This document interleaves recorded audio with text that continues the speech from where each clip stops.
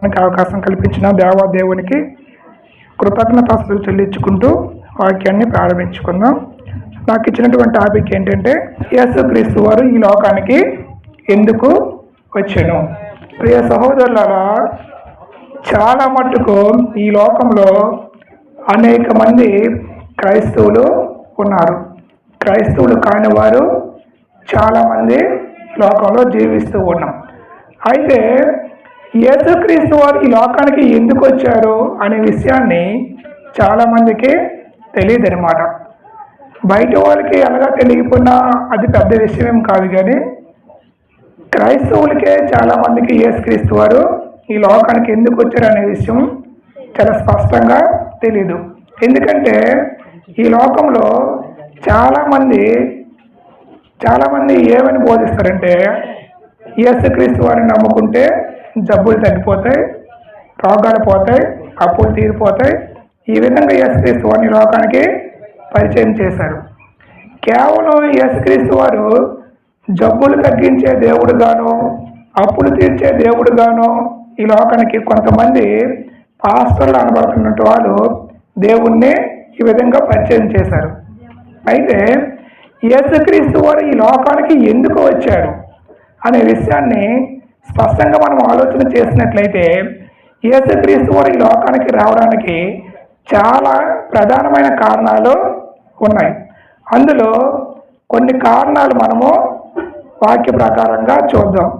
యేసుక్రీస్తు వారు మొట్టమొదటిగా ఈ లోకానికి వచ్చినటువంటి మొట్టమొదటి కారణం ఏంటంటే, ఈ లోక ప్రజలందరికీ కూడా నిత్య జీవాన్ని అనుగ్రహించడానికి ఆయన పరలోకం నుంచి ఈ లోకానికి వచ్చారనమాట. దేనికి వచ్చారు? నిత్య జీవాన్ని అనుగ్రహించడానికి ఆయన ఈ లోకానికి వచ్చారు. అసలు నిత్య జీవము అంటే ఏంటి? అయితే నిత్య జీవం అంటే చావు లేని జీవితం అని చెప్పాము. చావు లేకుండా ఈ లోకంలో ఏ మనిషి అయినా జీవించగలగడా? మరి ఎలా నిత్య జీవము? నిత్య జీవాన్ని ఇవ్వడానికి యేసుక్రీస్తు ఈ లోకానికి వచ్చారు. నిత్య జీవం మనిషి అంటే మరణం లేకుండా జీవించడం. మరి మరణం లేకుండా జీవించడం అంటే ఈ లోకంలో ఉన్నటువంటి ప్రతి ఒక్కరు కూడా ఏదో ఒక రోజు మరణించవలసిందే. మరి మరణిస్తే నిత్య జీవం ఎలాగా అని మనం చూసినట్లయితే, యేసుక్రీస్తు వారు అంటున్నారు కదా, నిత్య జీవము అంటే చనిపోకుండా జీవించడం కాదు, దేవునితో జీవించడం. ఏంటి నిత్య జీవం అంటే? చనిపోకుండా ఈ లోకంలో మనం పుట్టి నిరంతరం అలా జీవిస్తూ ఉండడం కాదు, దేవునితో జీవించడాన్ని నిత్య జీవము అని అంటారు. ఒకసారి వాక్య గ్రంథం చదువుకుందాం. యోహాను సువార్త 10వ అధ్యాయము 10వ వచనం. ఒకసారి దొంగతనమును హత్యను నాశనమును చేటుకు వచ్చిన గాని మరి దేనికి రాడు. గొర్రెలకు జీవము కలుగుటకును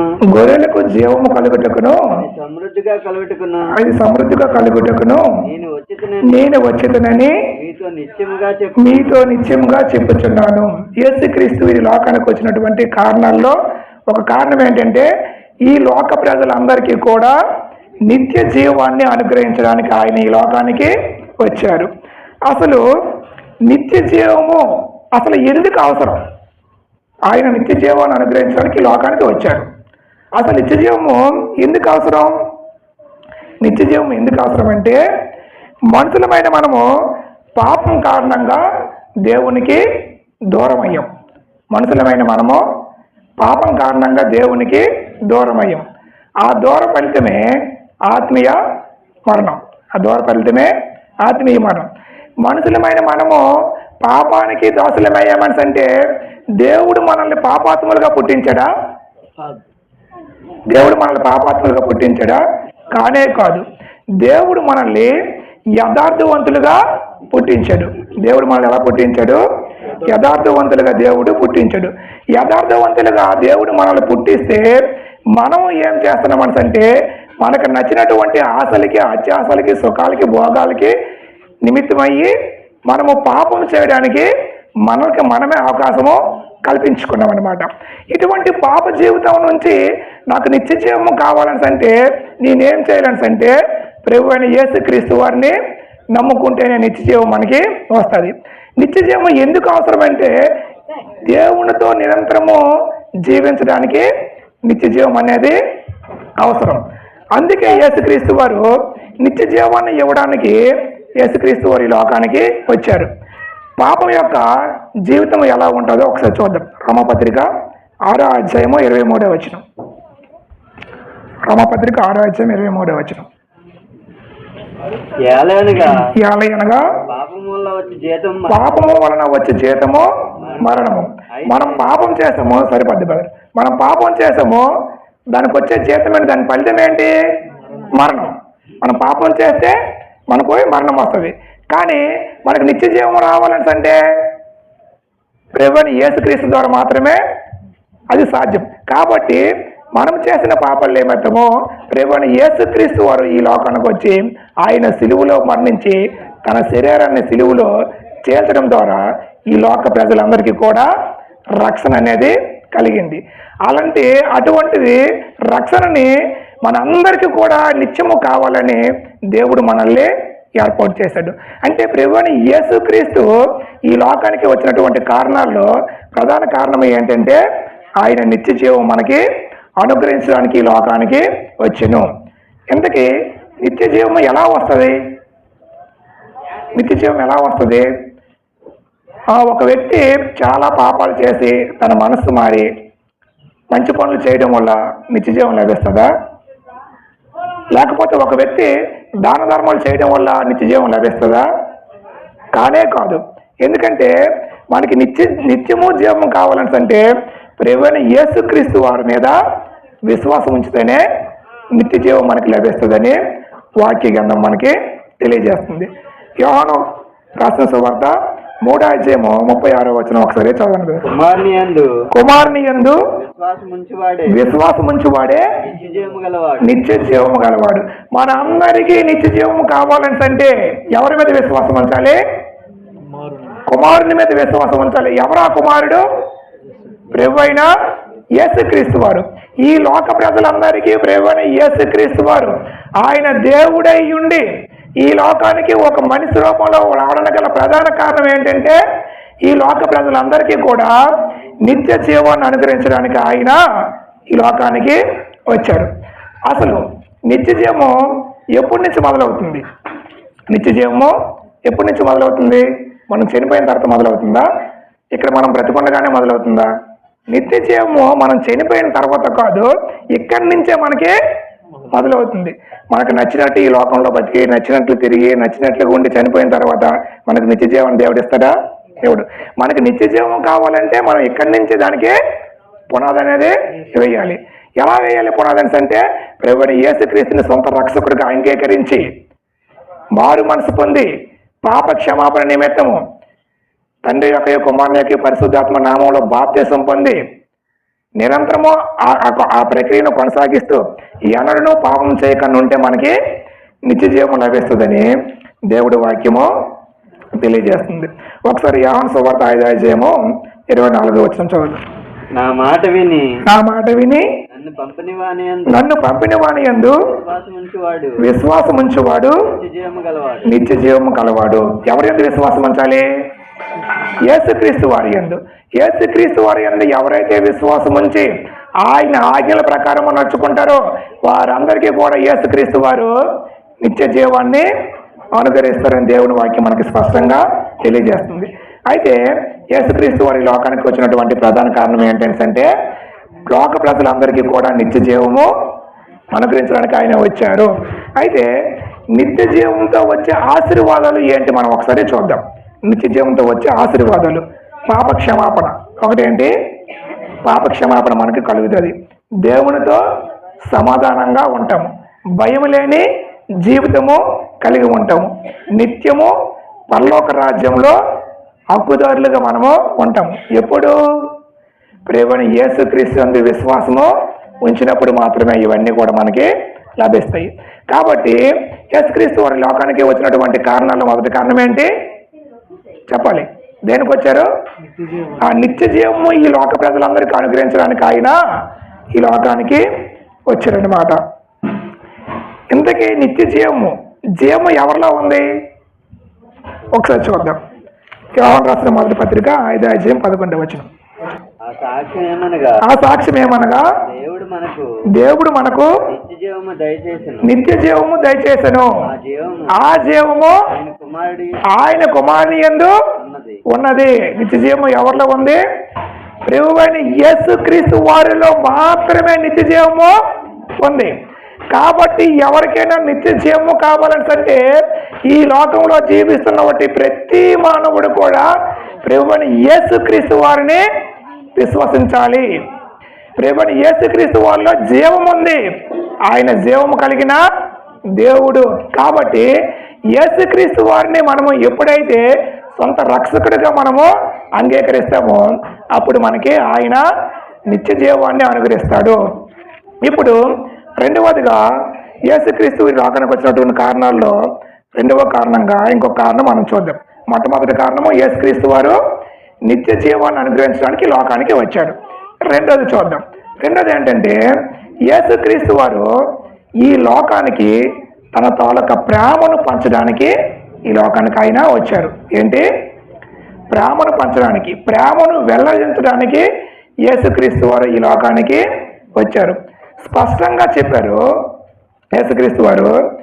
మత్తయి సువార్త 5:44. ఒకసారి నేను మీతో చెప్పింది ఏమనగా మీరు పరలోకమందున్న మీ తండ్రికి కుమారులై ఉండినట్లు మీ శత్రువులను ప్రేమించుడి, మిమ్మును హింసించు వారి కొరకు ప్రార్థన చేయడి. యేసుక్రీస్తు వారు ఏం చెప్పారు? ఈ లోకానికి తన ప్రేమను పంచడానికి వచ్చారు. ప్రేమను పంచడం అంటే ఏంటి? మనకి ఇష్టమైన వాళ్ళని ప్రేమించడం కాదు, మన బంధువుల్ని ప్రేమించడం కాదు, మన ఇరుగు పొరుగు వారిని, మన దగ్గర వాళ్ళని ప్రేమించడం కాదు. ఎవరిని ప్రేమించమని యేసుక్రీస్తు వారు చెప్పారు? శత్రువులను ప్రేమించాలి. అది సాధ్యమా? మన శత్రువులు ప్రేమిస్తామా?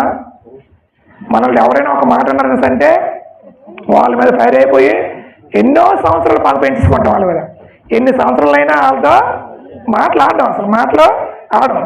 కానీ యేసుక్రీస్తు వారు ఏం చెప్పారంటే మీ శత్రువును సైతం ప్రేమించడి, మిమ్మల్ని అయితే ఎవరైతే హింసిస్తున్నారో వారి కొరకు ప్రార్థన చేయడి.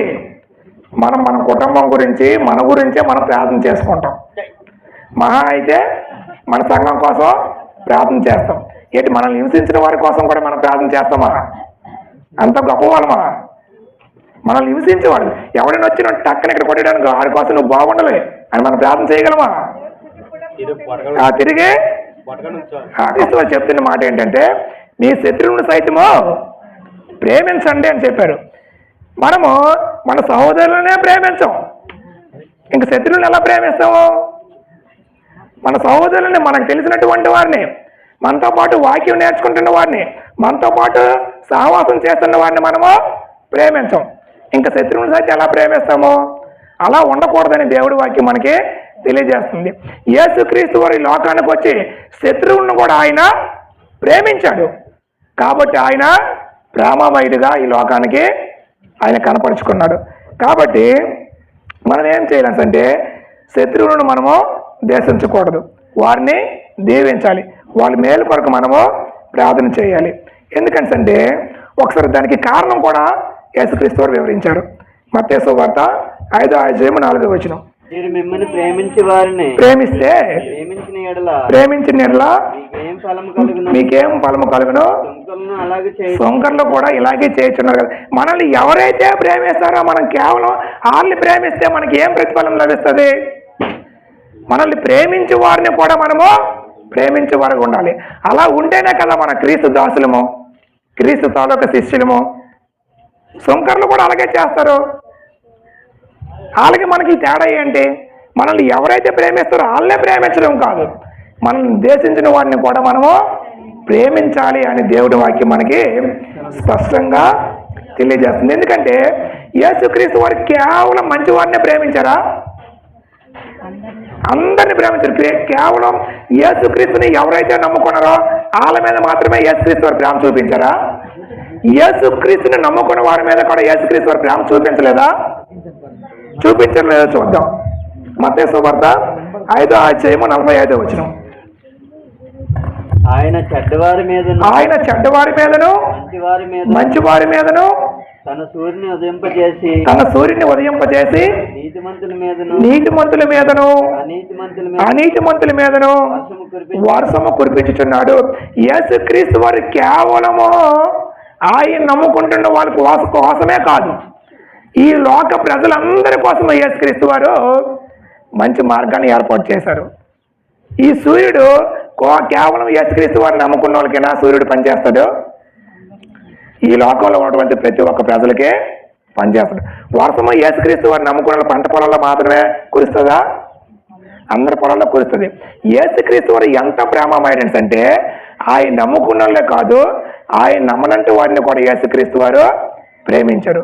కానీ మనము మన సహోదరులను సరిగా ప్రేమించము. అలా ఉండకూడదని దేవుడి వాక్యము మనకి తెలియజేస్తుంది. కేవలం యేసుక్రీస్తు వారు ఇవి మాటలు చెప్పేసే వదిలేశారా? చేసి చూపించారా? చేసి చూపించారు. చూద్దాం. లోక సువార్త 23వ అధ్యాయము 34వ వచనం. యేసు తండ్రి వీరేమి చేయుచున్నారో వీరు ఎరుగురు గనుక వీరిని క్షమించమని చెప్పాను. యేసుక్రీస్తు వారు ఏం చెప్పారు? తండ్రి వీరేమి చేయుచున్నారో ఎరుగురు కనుక వీరిని క్షమించు. ఎప్పుడు చెప్తున్న మాట ఇది? ఎప్పుడు చెప్తున్న మాట? యేసుక్రీస్తు వారు తండ్రి వీరు ఏమి చేయుచున్నారో వీరికి తెలియదు కనుక వీరిని క్షమించు అని యేసుక్రీస్తు వారు చెప్పారు. ఎప్పుడు చెప్పారు? వాళ్ళకి ఏడు తెలియదు అనుకున్నప్పుడు చెప్పారా? వాళ్ళ అమాయకులు అనుకున్నప్పుడు చెప్పారా? యేసుక్రీస్తు వారిని హింసించి తన మొక్క మీద ఉమ్మేసి తన శిరస్సుకి ముళ్ళు కిరీటం పెట్టి తన ఒళ్ళు నిండా కొరడా దెబ్బలు కొట్టి తన చేతులకి కాళ్ళకి సిలువలు కొట్టి తన రక్తాన్ని చిందించినప్పుడు సిలువ భుజాల మీద మోసుకొని ఆ కలవరి కొండకి నడిచినప్పుడు సిలువ మీద ఏం చెప్తారు ఆయన? తండ్రి వీరికేమి వీరేం చేస్తున్నారో తెలియదు కాబట్టి వారిని క్షమించు. ఆయన చేసి చూపించాడు. ఎవరైనా సరే మనకి చిన్న హాని చేస్తేనే మనం వారిని క్షమించాం, జీవితాంతం క్షమించాం. చాలామంది కుటుంబంలో కొన్ని తగుల కారణంగా జీవితాంతం కూడా విడిపోయినటువంటి చాలామంది ఉన్నారు. అసలు బాధాకరమైన సంఘటన ఏంటంటే ఆ కుటుంబంలో ఒక వ్యక్తి చనిపోయినా కూడా చూడడానికి వెళ్ళని పరిస్థితిలో ఈ లోకంలో చాలామంది జీవిస్తూ ఉన్నాం. అది ఎంత దౌర్భాగ్యం! పగ, ఎప్పుడో ఏదో అనని పగ, జీవితాంతం పగ. చనిపోయినా కూడా చూడడానికి వెళ్ళినంత పగ. ఆ చనిపోయిన తర్వాత ఇంకా ఆయన చూడగలం మనము? ఆయన ఎలా అంత పగ. కానీ యేసుక్రీస్తు వారు ఏం చెప్పారంటే ఆయన హింసించిన వారిని కూడా ఆయన కొట్టిన వారిని కూడా ఆయన క్షమించమని చెప్పారు. ప్రేమ అంటే అలాంటిది. ప్రేమ అంటే ఎలాంటిది? అలాంటిది ప్రేమ. అలాంటి ప్రేమను పంచడానికి యేసుక్రీస్తు వారు ఈ లోకానికి వచ్చారు. ఎవరి మీద? కేవలం క్రైస్తవుల మీదనా? ఈ లోక ప్రజలందరికీ కూడా ఆయన ప్రేమను పంచడానికి ఈ లోకానికి ఆయన వచ్చారనమాట. క్రీస్తు మనకిస్తున్నటువంటి సందేశం ఏంటంటే క్రీస్తు బోధ ఎలా ఉంది? యేసుక్రీస్తుని వాళ్ళు ద్వేషించారు. దానికి బదులు ఆయన ఏం చేశారంటే ప్రేమ చూపించారు. ఏం చూపించారు? ఆయన ప్రేమ చూపించారు. తనను ద్వేషించిన వారి మీద ఆయన ప్రేమ చూపించారు. ఆయన మన మీద మనల్ని ఎవరైతే హింసిస్తారో వాళ్ళ మీద మనము ప్రతీకారం తీర్చుకోవడానికి వాళ్ళని శిక్షిస్తాం. కానీ యేసుక్రీస్తు వారు వాళ్ళని క్షమించాడు. ఆయన వాళ్ళకి ఆశీర్వాదము దయచేశాడు. ఇలా ఉంటేనే క్రైస్తవ యొక్క జీవితం. మనం ద్వేషించిన వారిని సైతం కూడా మనము ప్రేమించాలి. యేసుక్రీస్తు వారి శత్రువులను కూడా ప్రేమించడానికి ఆయన ఈ లోకానికి వచ్చారనమాట. కాబట్టి మనము ఎలా ఉండాలంటే మన శత్రువులను సైతము ప్రేమించేవారుగా ఉండాలి. యేసుక్రీస్తు వారు ఈ లోకానికి వచ్చినటువంటి రెండో కారణం ఏంటి? ప్రేమ. ఈ లోకంలో ప్రేమ చూపించడానికి వచ్చారు. ఎంత ప్రేమ అంటే మన అందరి కోసము ఆయన చనిపోయేటంత ప్రేమ. ఎంత ప్రేమ! ఈ లోక ప్రజలందరి కోసము యేసుక్రీస్తు వారు చనిపోయేటంత ప్రేమ చూపించారు. ఈ లోకానికి వచ్చి తన ప్రేమను చూపించారన్నమాట.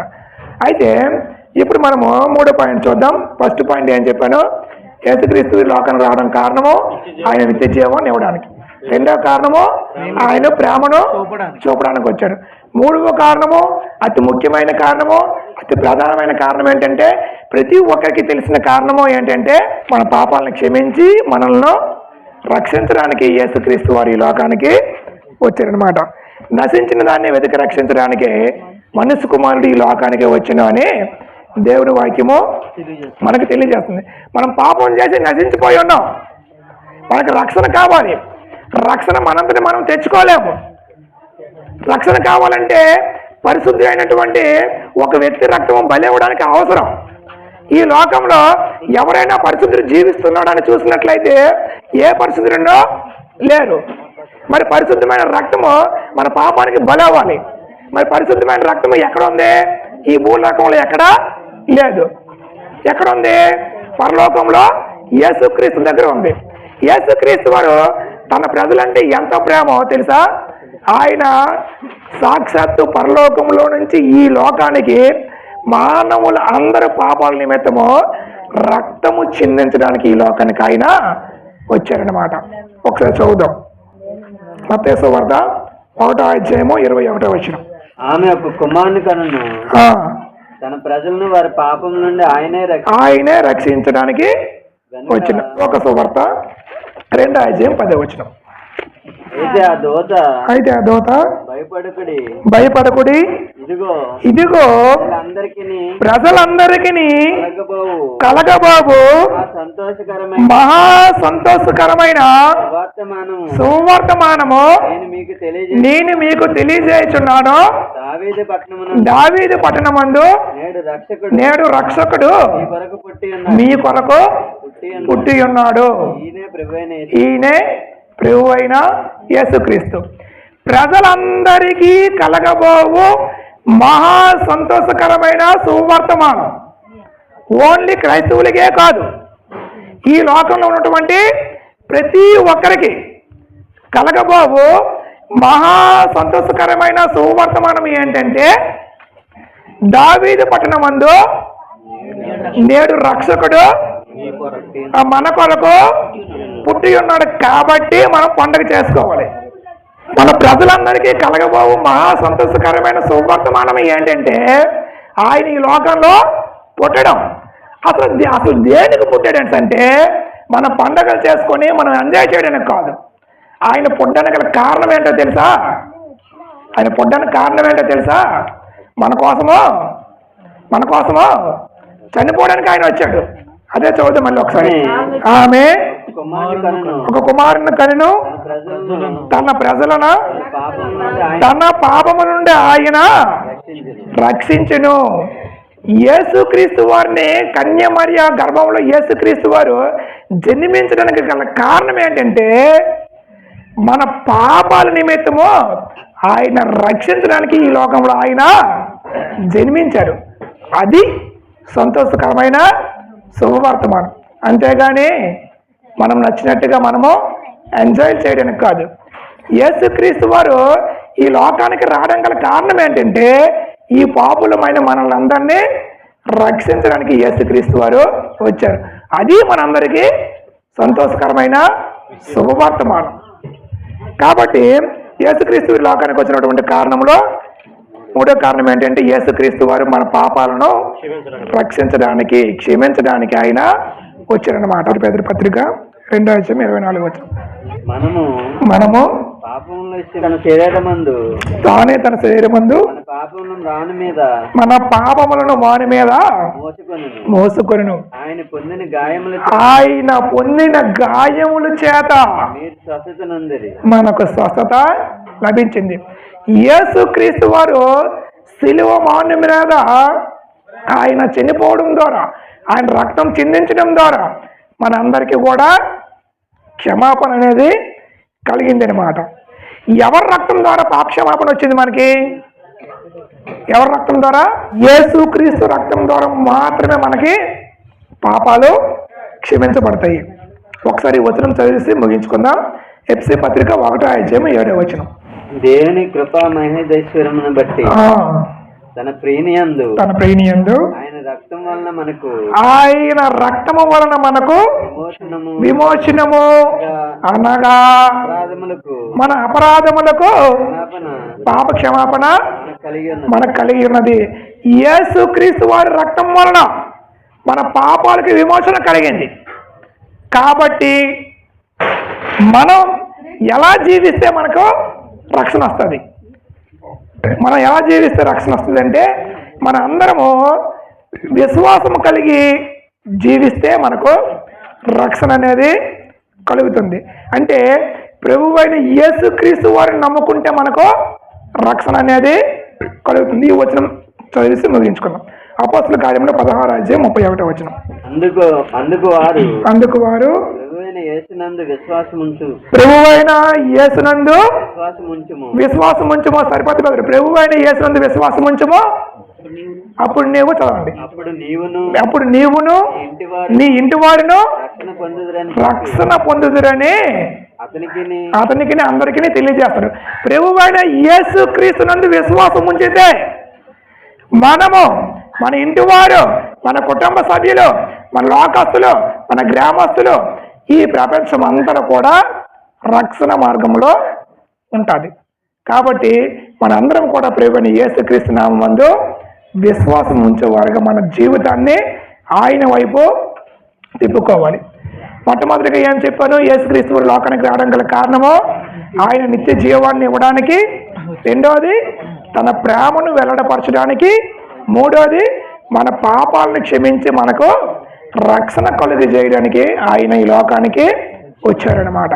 కాబట్టి మన అందరం కూడా ఎలా ఉండాలని అంటే ప్రభువైన యేసుక్రీస్తునందు విశ్వాసం ఉంచి విశ్వాసంగా మనం జీవిస్తే మనకు కూడా రక్షణ అనేది కలుగుతుంది.